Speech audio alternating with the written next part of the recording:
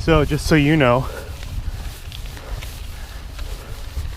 and you may not care or not, but this satisfies probably a top 5 bike I've ever wanted to try. Maybe even top 3. I'm gonna go ahead and say it's a top 3.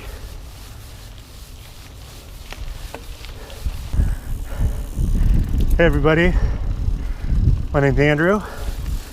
Welcome to the channel, Vicariously. Been dreaming this up for about a few months now. I've seen several other channels very similar, and I love bikes, I love riding them, and I thought I would do the same. Maybe add a little bit of more content to it. You can be the judge, but I love bikes, I love talking about them, and I love sharing it with people. So this is what I want to try and do. We're here in Spokane, Washington. If you don't know where that is, just look at a map.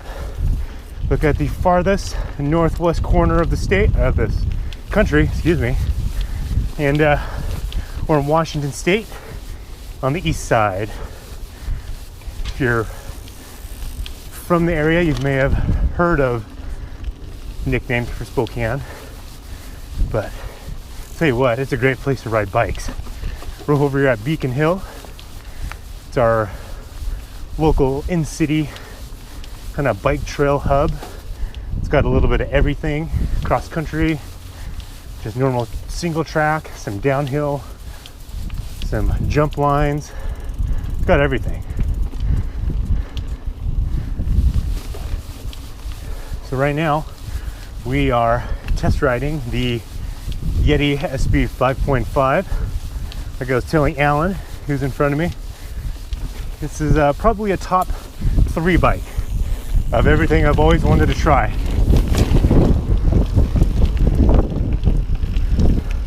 Obviously, you've seen the success of the Yeti line through Richie Root and Jared Graves winning, 3 out of the 5 Enduro World Series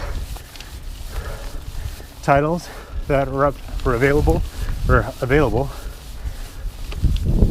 And I've always wanted to try one.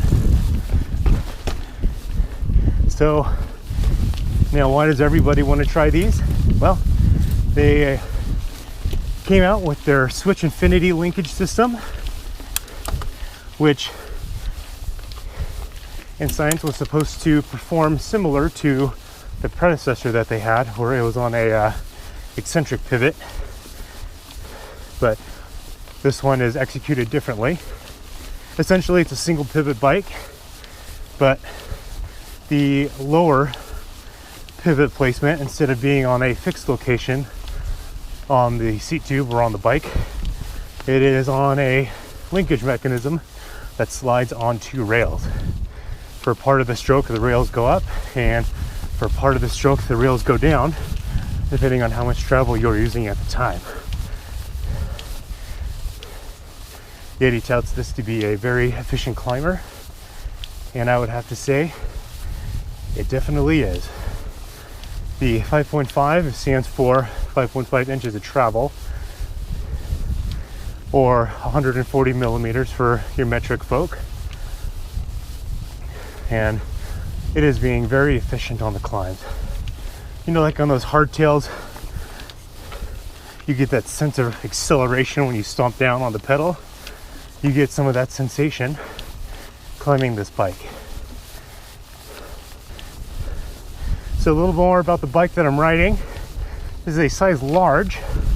I am just over 6 foot with shoes on, and the bars have been trimmed from the stock 800 millimeter width down to 760.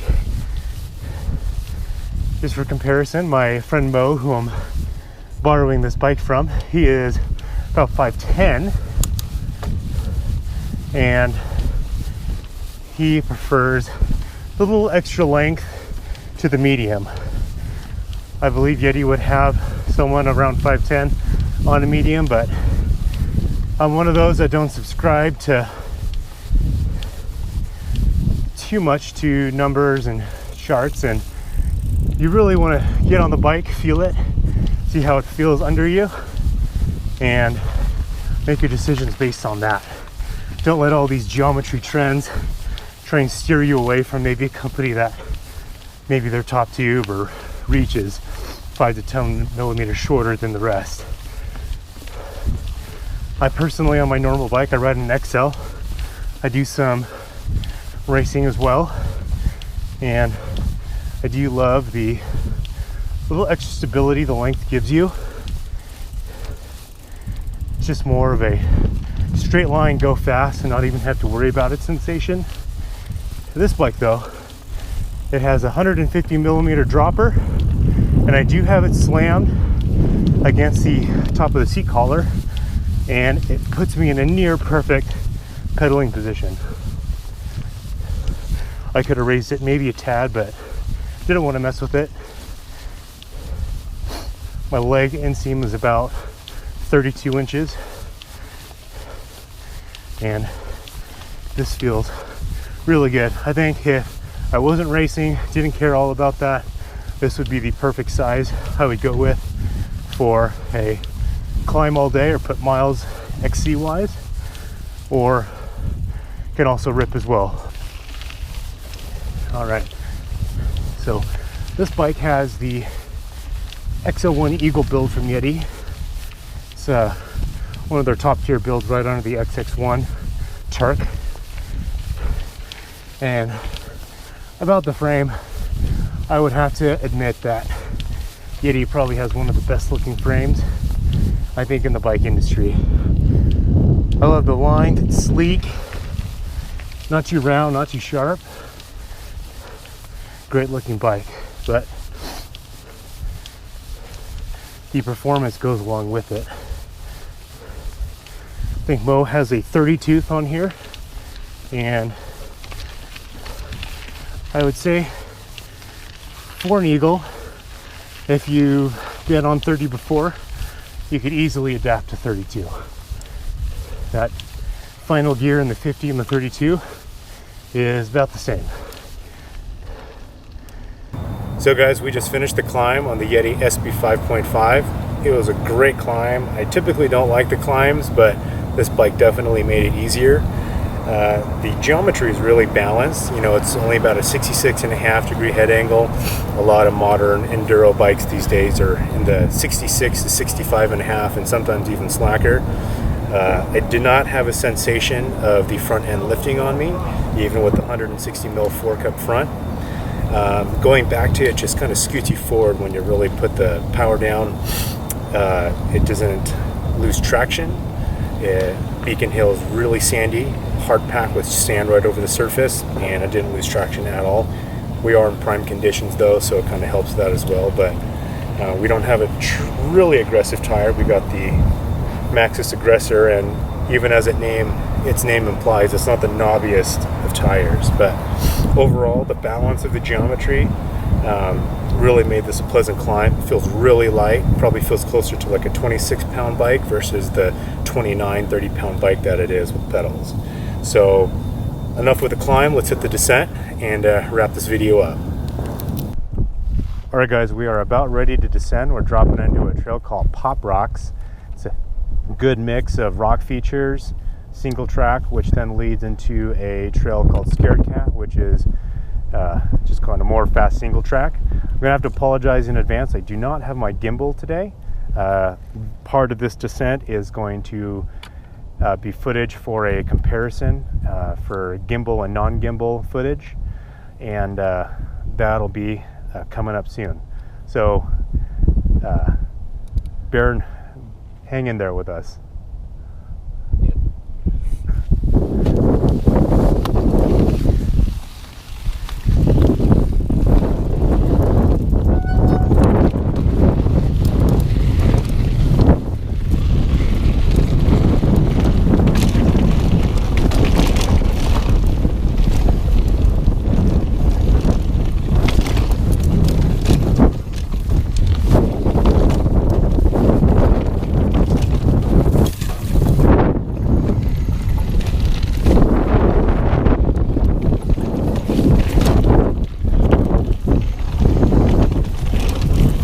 rear end is really active, more than I thought it was going to be.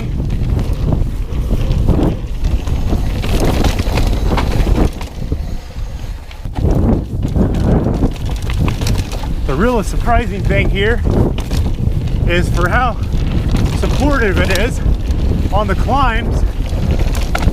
It is really flush and active on the descent. I don't know if a geometry expert can, or a suspension expert can prove it, but I don't feel hardly any pedal kickback on here. It's really good. It's eating up this terrain very well. I should mention it has the Float X2 Evil shock on here.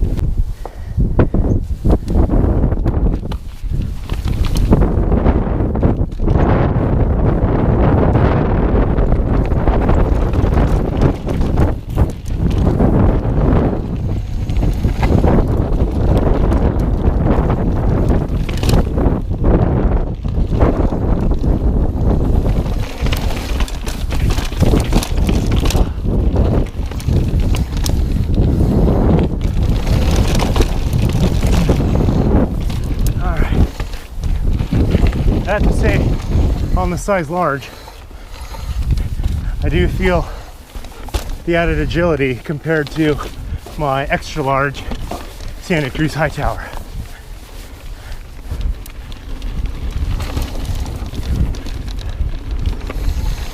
Oh, there's Alan, going the wrong way. There's Alan, all right. Part of the trail is a little bit more flat. This is where, during the race run, I was pedaling non-stop, and much like the climb, this bike just scoots forward, pedaling on the flat, wide open suspension. I can see why a lot of guys dig this for race bikes.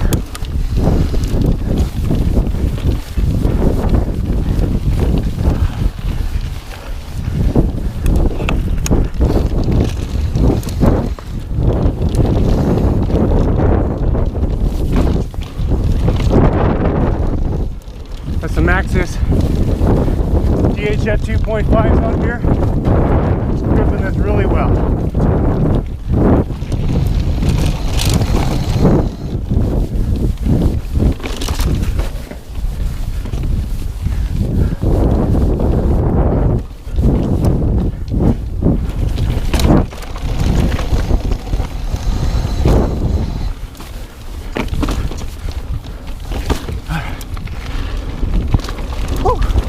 I haven't been riding very much.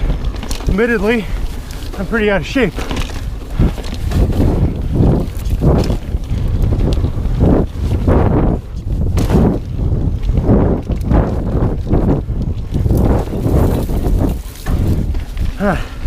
See if we can tow Alan down these rocks.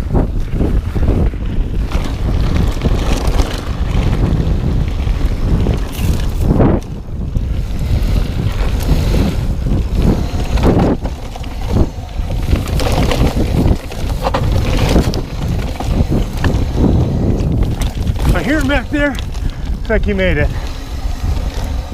And we're done.